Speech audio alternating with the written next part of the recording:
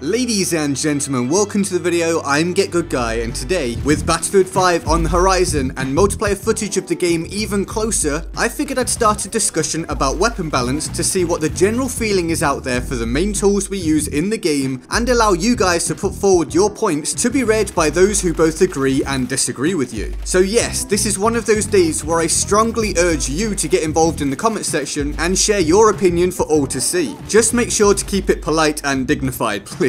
So, I'm inspired to do this after I recently considered just how many conflicting things I've heard about so many different weapons in the game, and trying to work out how to keep the vast majority of players happy, especially considering that what we want doesn't always turn out to be that great when we get it, and I'll go into more detail on that point in a little while. As background footage for this topic, as you can see, I've selected the MP18 Trench. It's one of the starter weapons when you first load up Battlefield 1, and the vast majority of people seem to think of it as being pretty average. Not everyone, of course. Some people will say it's super good and some will say it's useless because of different skill sets and things of that nature. But overall, the community doesn't label it as overpowered or amazing, and it doesn't label it as underpowered or terrible. It's just seen as a solid weapon. It's basically your standard first-person shooter SMG. And there are weapons of that nature in every class. So I ask, is this what you want? Is this the right balance? Would you like to see all weapons have somewhere around this level of potency? Or, if you don't agree with the MP18 Trench for this selection, think about what you see as being an average and well-balanced weapon and apply the same question to that. If this were to happen, say in Battlefield 5, it would surely see us avoid the Hellriegel issue, a weapon that was seen as being wholly overpowered by a huge portion of the community, and thus it dominated usage figures for a ridiculous amount of time. Would it also help us avoid the Automatico problem on PC, or the Martini problem on console before the auto-rotation nerf? What about the flip side? Weapons such as the Machine and Pistola Storm. Since its rate of fire got reduced, many feel like there isn't a reason to use the weapon now in terms of efficiency and effectiveness. It's largely viewed as being outclassed. So would you like to see that sort of scenario disappear? I imagine many of you would instantly think yes, and that's a perfectly reasonable and logical standpoint to have. A perfectly balanced game. Why wouldn't you want that? I personally would love a well-balanced game. I'd like almost every game to be well-balanced, but this isn't the same as the version of perfect balance that many people would visualize, because that scenario can throw up two issues. Issue number one is very basic. Is it even possible to perfectly balance a game? I'd say no, considering I don't think there's ever been one that had ultimate perfect balance. I just don't see it as an attainable goal. But you can try to get as close to it as possible, which then leads us to issue two. Would it be boring?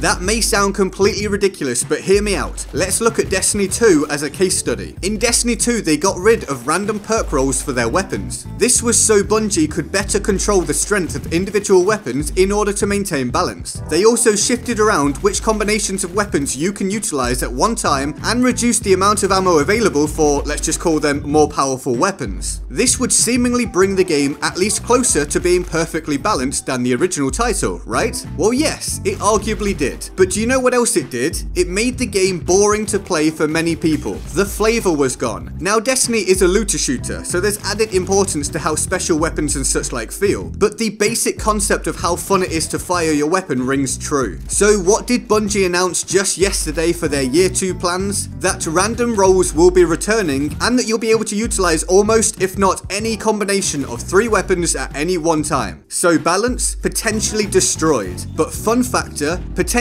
very much increased. To apply all this to Battlefield 1, the perfect balance model would see us lose things like the Calibri. It could also see us lose perhaps a weapon that you've made some incredible plays with before, because maybe at that time, that weapon was kind of a little too strong. Also, is it nice to have a strong weapon, perk, or attachment to strive towards unlocking? Would we simply lose interest if unlocking another average tool is the reward for doing something? Or completely alternatively, should we be focusing on having weapons balanced by range or situation, just even more so than we currently have it, or would that then be too limiting and again not fun? Then you also have to bring into consideration that there's no way everyone can agree on something being overpowered or underpowered, and shifting weapon balance around constantly likely wouldn't make the game all that enjoyable. But would at least slightly more frequent updates and patches help? Maybe. I'm not advocating for having a broken experience. I think many people enjoyed Call of Duty Modern Warfare 2, which has many broken weapons and perks in it, and I wouldn't go near a game like that now. But I do advocate for a game being fun. Balance is important, but so is fun.